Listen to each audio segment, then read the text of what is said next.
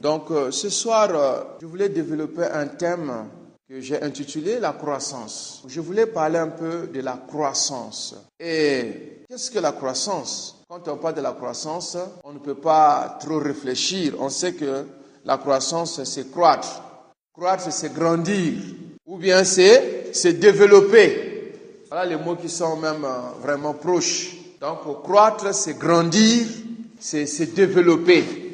Et le Seigneur veut que ses enfants puissent grandir. Dieu ne veut pas qu'on puisse être au même niveau en tant qu'individu, en tant que couple, en tant qu'église, même en tant que nation. Et aujourd'hui, même dans le monde, on parle du développement. Et sur le plan spirituel aussi, c'est pareil. Le Seigneur désire que nous puissions grandir. Alléluia. Nous allons ouvrir la parole de Dieu d'abord dans le livre de Luc, qu'on a déjà même lu ce passage tout à l'heure. Le frère, quand il priait, il a parlé on a lu Luc chapitre 2. Mais je vais juste prendre le verset 52, le dernier verset. Il est écrit, et Jésus croissait en sagesse, en stature et en grâce devant Dieu et devant les hommes. Alléluia. Cette croissance était évidente devant Dieu, mais aussi devant les hommes. Et c'était sous le plan holistique. Ça veut dire, son corps se développait, il était en train de grandir parce qu'il était bébé, mais après il n'était plus bébé, il devait grandir. Sur le plan émotionnel, il était en train de grandir, et sur le plan spirituel aussi, il grandissait. Et c'était évident devant Dieu et devant les hommes. Les hommes pouvaient voir cette croissance. Les hommes pouvaient voir cette croissance. Donc la croissance n'est pas optionnelle dans le royaume de Dieu, mais elle est obligatoire. Si vous ne croissez pas, vous finissez dans les gémissements. Si on reste seulement au même niveau, on va finir dans les pleurs. On pourrait même dire que Dieu n'était pas bon. Non, nous devons croître. Et si nous croissons normalement, nous allons atteindre d'autres niveaux. Et Dieu va nous donner aussi d'autres occupations. Et nous irons de grâce en grâce et de gloire en gloire. Chacun de nous a reçu une grâce de la part de Dieu. C'est pour cela que la Bible parle du corps. Alléluia. Nous sommes un corps. Jamais aimé sera fidèle, ni fidèle sera aimé, ni fidèle sera Jacques, ainsi de suite. On est différents et nous avons reçu des grâces différentes, chacun de nous. Je crois que c'était la fois passée, je disais à maman que je prie que l'enfant puisse prendre un peu, puisse grandir, tu récupères vraiment ton énergie parce que vraiment on a besoin de toi, j'ai besoin de toi. Moi je peux chanter comment? L'onction qui va venir, si le pasteur Aimé chante, ce sera une petite onction, on va dire 0,0004. Parce que je n'ai pas cette grâce-là de diriger la louange. Alléluia.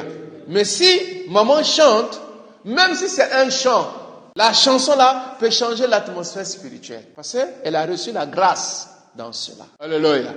On a des grâces différentes. On peut prêcher. Mais même dans la prédication, il y a des grâces différentes. Il y a des gens qui ont la grâce d'expliquer les histoires bibliques comme c'est pas possible. Mais d'autres, ils ont la grâce dans les psaumes.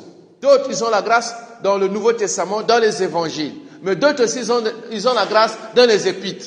Seulement, vous allez voir, à chaque fois que la personne va prêcher, il va toujours aller dans les évangiles. Dans les évangiles. Il y a même des gens qui sont tellement... Dieu a donné la grâce dans l'Ancien Testament. S'il commence à prêcher sur l'Ancien Testament, il y a des choses qu'il va faire sortir là-bas, tu vas dire, c'est pas possible. C'est aussi une grâce. Mais c'est pas seulement... Cela ne se limite pas d'avoir une grâce. Mais nous devons grandir dans cette grâce. Et c'est un processus. Alléluia. C'est un processus. Nous ne devons pas sauter les étapes. Et toute personne qui va vouloir sauter les étapes, il va se cogner la tête ou il n'ira pas loin. Il n'ira pas loin dans l'œuvre de Dieu. Il n'y a pas de raccourci. Il n'y a pas de raccourci. Un enfant ne peut pas naître aujourd'hui et en 3 mois, il a maintenant 1 mètre, je crois, 5. En 3 mois, c'est pas possible. Donc de la même manière que nous croissons physiquement, nous croissons de la même manière aussi sur le plan spirituel. Donc si nous voulons voir la gloire de Dieu, nous voulons marcher vraiment dans l'onction, nous avons besoin vraiment de désirer grandir. Je désire grandir. Je ne veux pas rester là où je suis. Ma sagesse doit augmenter. Mon niveau spirituel doit augmenter. Alléluia. On doit arriver quelque part. On doit avancer, mes amis. Quand tu as donné ta vie à Jésus, tu étais un niveau. Une année après dans l'église, 5 ans après dans l'église, tu dois être aussi à un autre niveau. Sinon, ça sera difficile de rentrer dans ta destinée prophétique. Regarde dans Galates chapitre 4, versets 1 à 7. Est-ce que quelqu'un peut lire pour moi Galates chapitre 4, versets 1 à 7. 1 à 7. Amen.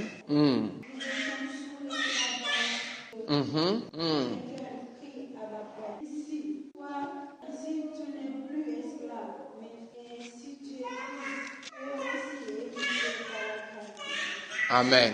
Alléluia.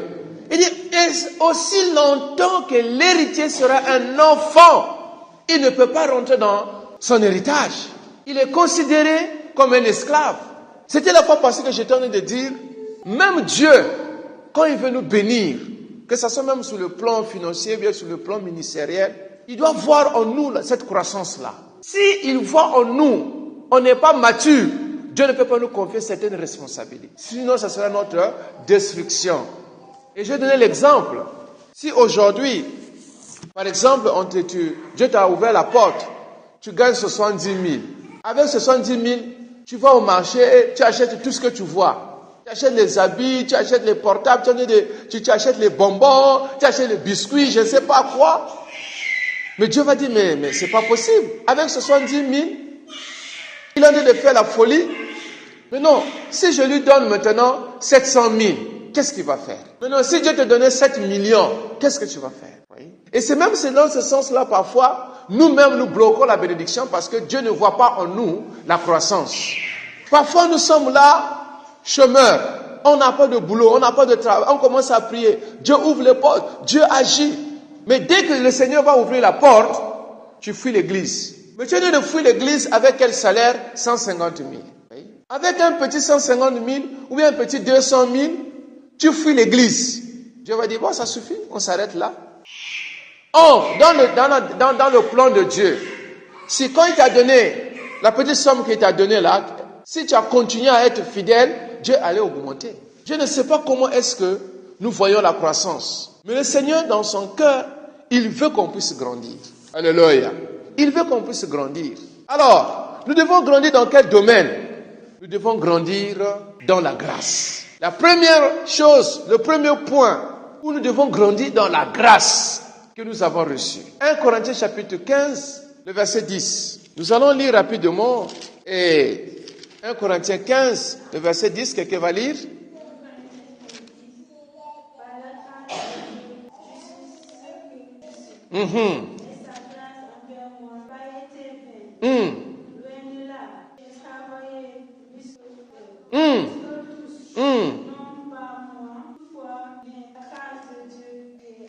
Alléluia. Paul dit que j'ai reçu la grâce. Vrai, faux? Il a reçu la grâce plus que tout le monde. Non, pardon. Mais il a travaillé plus que tout le monde. Donc c'est pas seulement parce que Paul a reçu la grâce. Non. Malgré, en dehors de la grâce qu'il a reçue, bien qu'il a reçu la grâce, mais Paul a travaillé encore plus dur. Alléluia. Paul a travaillé pour que cette grâce-là puisse porter des fruits. Par la grâce de Dieu, je suis ce que je suis. Donc Paul reconnaît tout ce qu'il était grâce à Dieu. Si tu es en bonne santé, c'est grâce à Dieu. Alléluia. Si tu es marié, grâce à Dieu. Si tu as un travail, grâce à Dieu. Même si tu es là ce soir, grâce à Dieu. Parce que l'ennemi pouvait faire de sorte que tu ne sois pas là. Et si je donnais la parole à chacun de nous, il y a quelqu'un qui va dire, ah, parce qu'en tout cas, je n'allais même pas être là. Mais Dieu m'a fait grâce. Alléluia. Si tu prêches, grâce à Dieu. Si tu chantes, grâce à Dieu. Si tu évangélises, si le Seigneur a permis qu'une âme soit sauvée par toi, grâce à Dieu. Alléluia. Tout est grâce. Mais, c'est pas le fait que tout est grâce et on va attendre papa bon Dieu va faire tout à notre place. Et sa grâce envers moi m'a pas été vaine. Comme j'ai reçu la grâce, j'ai travaillé plus que tous. Vous voyez? Donc tu as la grâce, mais tu dois travailler encore davantage pour que Dieu puisse t'utiliser encore puissamment au travers de la grâce que tu as reçue. La grâce est indispensable dans la formation de tout homme de Dieu. Elle détermine la hauteur à laquelle vous êtes élevé dans le royaume. Voilà pourquoi Paul a dit, par la grâce de Dieu, je suis ce que je suis. Que voulait-il dire? Je suis devenu ce que je suis par la grâce. Mais il a travaillé durement. Il a travaillé. Cette grâce, cependant, peut être multipliée au travers de la connaissance de Dieu. Alléluia. C'est pour cela qu'on doit chercher encore la connaissance. Il faut que cette grâce puisse se multiplier. L'onction que tu as, ma sœur, doit se multiplier. Tu as reçu la grâce, mais il faut travailler pour cette grâce. L'apôtre Paul était un homme fait par la grâce de Dieu. Il avait travaillé sous la parole de Dieu. Il était un chercheur de la connaissance de la parole de Dieu. Tu dois être un chercheur. Alléluia. Tu dois être un chercheur. Cherche encore à décortiquer la parole. Cherche encore à comprendre. Il y a des passages qui sont dans la Bible que tu n'as pas encore saisis. Cherche encore à connaître davantage. Il y a des thèmes que tu n'as pas encore bien saisis. J'ai eu beaucoup de problèmes pour bien comprendre le baptême du Saint-Esprit. Je ne comprenais pas bien. On pouvait m'expliquer le baptême du Saint-Esprit. Je n'arrivais pas à comprendre bien le baptême. C'est quoi le baptême du Saint-Esprit? Le baptême d'eau, c'est très simple. Parce qu'on te prend, on te plonge dans l'eau et c'est fini. Mais le baptême du Saint-Esprit, expliquer ça même à quelqu'un. Ça, j'ai lu plusieurs livres pour que je puisse avoir ne fût-ce qu'un résumé. C'est quoi le baptême du Saint-Esprit? Alléluia. Nous devons grandir dans la grâce. Croissez dans sa grâce. 2 Pierre 3, 18. Vous allez lire à la maison. Il dit croissez dans sa grâce. La croissance est obligatoire. La croissance est obligatoire. Moi, je prie pour cela. Que je puisse grandir dans sa grâce. Et je prie aussi pour que l'Église ne puisse pas être remplie de bébés spirituels. Non, on doit grandir. On doit grandir. On a reçu la grâce, oui, mais cette grâce doit être multipliée. Parfois, tu as prêché avec une onction, waouh! Les gens disent, waouh! Cherche encore, prochainement, que le waouh là encore puisse augmenter. Mais qu'est-ce que souvent? Bien sûr, ce n'est pas toutefois qu'on est à la hauteur, mais ta prière doit être, Seigneur, la prochaine fois quand je vais prêcher, la prochaine fois quand je vais diriger la louange, la prochaine fois quand je vais diriger l'intercession, waouh, Seigneur, que ça soit encore mieux que cela. La prochaine fois quand je vais me présenter devant quelqu'un pour prêcher l'évangile, Seigneur, que cela soit, que je puisse être plus efficace. Plusieurs fois, parfois, quand nous sommes devant nos voisins, tu essaies un peu d'expliquer la parole de Dieu, mais ça ne passe pas. Le gars te dit que Jésus était juste un simple prophète. Et tu vas essayer de donner des arguments, même tes arguments-là ne pèsent pas. Tu dois prier pour dire, Seigneur, donne-moi encore d'autres connaissances, d'autres façons de parler, pour que la personne puisse comprendre encore ce que je veux dire. Alléluia. Ça, c'est la croissance. Votre statut est une fonction directe de votre croissance dans sa connaissance. Si vous voulez plus de grâce, alors visez aussi une plus grande croissance dans la connaissance. Paul dit que j'oublie tout, je cours vers le but. Il voulait saisir Jésus. Il voulait connaître Jésus. Regardez le grand Paul. Il a eu une expérience avec le Seigneur. Mais il disait qu'il veut tout laisser. Il veut connaître, il veut courir, il veut connaître encore Christ. Il veut saisir encore Christ. Est-ce qu'il y a des dimensions spirituelles que tu aspires encore? Ah bon, tout est grâce. Si Dieu veut m'utiliser puissamment, il va le faire. Ah, donc tu vas dormir et un bon jour, Dieu va se lever le bon matin. Il va dire, bon, fidèle, je te donne l'onction de ressusciter les morts. Ça sera gratuit et ça va te tuer. Le premier mort que tu vas ressusciter, le deuxième, le troisième mort. Quand le pasteur Aimé va venir dire non, c'est le pasteur là, il n'a pas l'onction, c'est un petit. Est-ce que vous voyez? Parce que la dimension que Dieu va t'utiliser, moi je ne peux même pas m'approcher de la dimension là. Alors à un certain moment, tu vas penser que tu es arrivé au sommet. Si tu n'as pas un bon fondement, tu dis que non, j'ai reçu cette grâce, mais cela ne fait pas de moi vraiment un père. je suis toujours un enfant devant mon Père spirituel. Oui. Plusieurs fois, j'avais des idées. Par la grâce de Dieu, moi, j'ai des idées qui viennent tout le temps. Et parfois, quand je donne les idées à mon responsable. Parce que parfois, je voyais que c'est comme s'il ne voit pas quoi. C'est comme si je dis, parce que voilà ce qu'il faut faire, ça. Il dit oui. Mais je ne vois même pas le côté, comme on dit, l'autre côté de ces idées-là. Là où ces idées peuvent être bloquées, où ces idées peuvent être arrêtées, je ne voyais pas cela. Et un bon jour, il va me dire, oui, ça c'est bon, mais voilà, si on fait ça, voilà ce qui peut arriver. Si on fait, je dis, wow, je n'ai pas vu ça. Parce qu'il a l'expérience. L'église, c'est quelqu'un peut-être qui est déjà dans l'église plus de 40 ans dans l'église. Je prends un exemple. Même si on a des grâces différentes, mais quelqu'un qui a 40 ans et quelqu'un qui a 15 ans, il y a toujours une différence. Parce qu'il y a des choses qu'il a expérimentées. Prenons par exemple les faux miracles. Un jour, il m'a expliqué quelqu'un qui était très malin, un évangéliste. Un malin, c'était un agent de Satan même. Il voit, il dit, oh mon frère, ma soeur, tu as des tumeurs. Mais aujourd'hui, Dieu va t'enlever ça.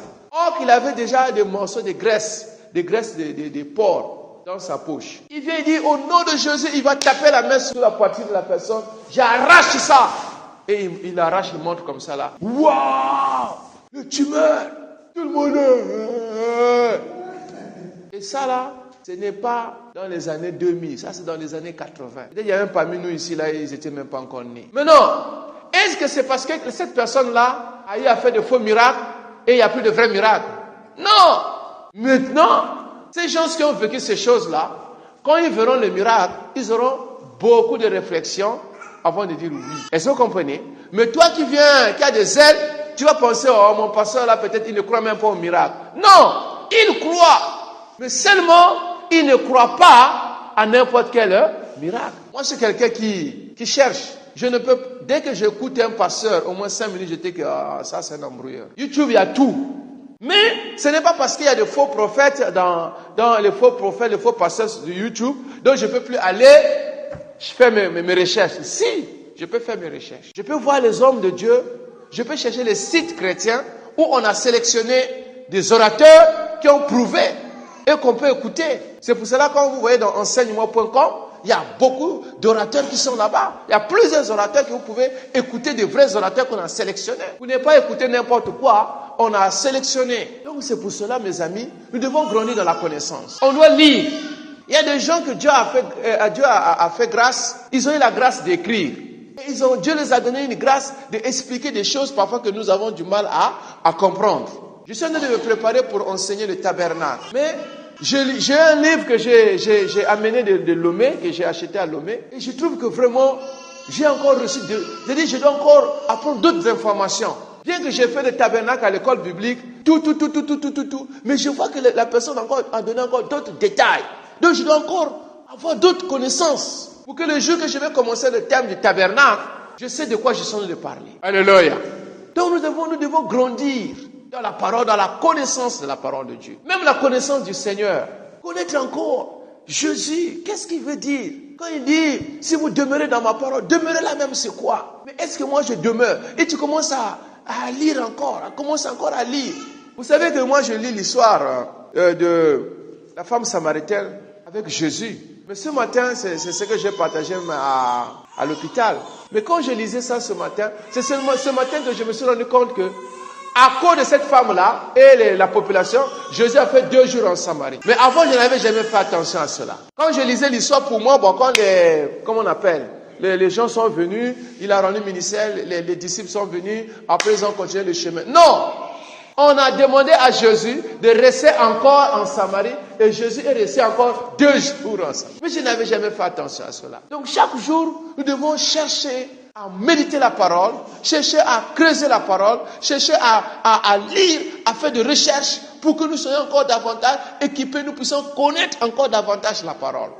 C'est pour cela lorsque tu vas te présenter devant un athée ou devant un non-croyant, un non-chrétien, tu as des arguments bibliques pour lui prouver que ce que tu as envie de dire, vraiment c'est cela. Pourquoi vous savez que les gens des sectes, pourquoi les sectes gagnent beaucoup même des chrétiens? Parce que ces gens-là, ils font des recherches, ils vont étudier. Il y a des gens, parce que tels que nous sommes ici, qui sont en train d'étudier seulement les évangéliques. Et ils vont venir pour polluer, pour saboter les évangéliques, pour qu'on puisse la flamme là puisse diminuer. Ou pour amener la confusion même dans la pensée des enfants de Dieu. Regardez celui qui fait George qui est aux États-Unis, celui qui fait Jésus-Christ TV, c'est pas Jésus-Christ TV. C'est une confusion.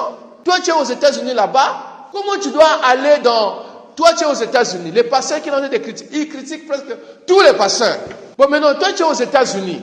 Comment est-ce que tu vas Et puis, comment tu dois connaître ces choses-là? Oh non, ça là, lui là, il est ceci, lui il est cela, lui il a fait ça. Il va faire des montages. Mais toi, tu ne peux pas avoir un ministère comme cela. Et ça peut embrouiller les enfants de Dieu. Ça crée la confusion. Ça crée la confusion. Tu as amené combien d'âmes à Christ? Combien de païens qui sont là parce qu'on reconnaît là par ses fruits. Quels sont tes fruits? Quelles sont les églises que tu as implantées? Ou aujourd'hui, on peut dire que voilà le travail que tu as eu à bâtir. Tu ne peux pas jamais avoir un ministère pour critiquer les gens. Et maintenant, les gens qui sont faibles dans la foi, qui ne connaissent pas bien le milieu évangélique, mais la personne est dans la confusion. Vrai, faux. Alors, une fois, j'ai pris un livre. J'étais à Lomé. J'ai pris un livre et la personne là, il a fait, c'était un branamiste. Et il a développé certaines choses qui étaient vraiment contraires même à la Bible. Il était allé dire des choses. J'ai commencé à corriger même le livre. J'ai souligné pour que quelqu'un, j'ai dit faux, ce n'est pas vrai. Et quelqu'un qui ne connaît pas la parole de Dieu, qui n'a jamais lu la Bible de la Genèse à l'Apocalypse, il va avaler ces choses-là, il va dire que c'est vrai. Alléluia. Quelqu'un qui va dire que non, lui c'était l'esprit d'Élie. L'esprit d'Élie c'est qui? C'était Jean-Baptiste. C'est comme si Jésus n'avait pas accompli certaines choses que lui devait accomplir. Lui, il était le dernier prophète. Il dit tout est accompli à la croix. Il dit tout est accompli, c'est fini. Jegna. Voilà. Tu peux avoir le don de prophétie même si tu es prophète, mais tu n'es pas Jésus-Christ. Tu ne peux pas te comparer à Jésus. Mais les gens qui ne sont pas matures dans la foi, ils vont croire. Je ne sais pas. Je lis beaucoup de livres sur la prière. Mais je vous ai dit la fois passée que le Seigneur a dit de m'enseigner encore. Je ne fais qu'encore apprendre. Et j'étais en train de lire un livre où l'homme de Dieu a dit ceci. Que nous ne prions pas pour convaincre Dieu de nous donner ce que nous avons besoin, mais nous prions pour que Dieu puisse nous convaincre qu'il va faire. J'ai dit, waouh, ya. J'ai crié, j'ai dit, hé Dieu. Il dit que, oh Dieu, Maïma, Dieu. Il dit, non. Il dit, frère, arrête ça. Il dit que la Bible dit qu'avant même que tu ouvres la bouche, Dieu connaît déjà. Donc c'est toi qui as des problèmes. C'est nous qui avons des problèmes. Ça veut dire que Dieu a dit, demandez et je vous donnerai. Bon, où est le problème? Si Dieu a dit, demandez et je vous donnerai, ça veut dire, tu peux dire que Seigneur, donne-moi 5 millions. Ça veut dire Dieu va te donner. Parce que c'est ce qu'il a dit. Mais pourquoi tu vas dire, Dieu, donne-moi 5 millions. Dieu, donne-moi 5 millions. C'est comme si, à peu près, c'est comme si Dieu est tellement dur ou Dieu est tellement sourd. Il faut que je fasse des karatés pour que Dieu puisse exaucer. Non. Prie beaucoup pour que toi-même, tu puisses être convaincu que Dieu va le faire. Alléluia. Regardez ce que Dieu merci. Quand Tabitha est mort, Dorcas. On appelait Pierre, non? Est-ce que vous avez vu Pierre venir directement, il a dit Dorcas, lève-toi? Pour la résurrection de Dorcas. Si vous regardez bien, Pierre est venu, il s'est mis à genoux, il a commencé à faire quoi? À prier. Quand il a prié, quand il a vu maintenant que le compte est bon, quand Dieu l'a convaincu maintenant là, il peut se lever. C'est là où quand il a fini de prier, il a dit Dorcas, allez, réveille-toi. Mais pourtant dans d'autres miracles, c'était pas le cas. Il a vu le boiteux, ils ont dit au nom de Jésus, lève-toi, marche. Parfois tu peux venir pour prier, mais tu n'as pas la foi. Tout ce que tu veux même demander. C'est pour cela l'adoration parfois nous amène, quand tu adores, tout à coup tu reçois maintenant la conviction. Et tu peux maintenant prier avec foi. Parce que tu sais que c'est par la foi que Dieu va t'exaucer. Alléluia. C'est juste des parenthèses pour nous rappeler. Alors nous devons grandir dans la foi. Comme j'ai déjà parlé de la grâce, nous devons aussi grandir dans la foi. Romains chapitre 12, le verset 13. Qu'est-ce que la Bible nous dit là-bas?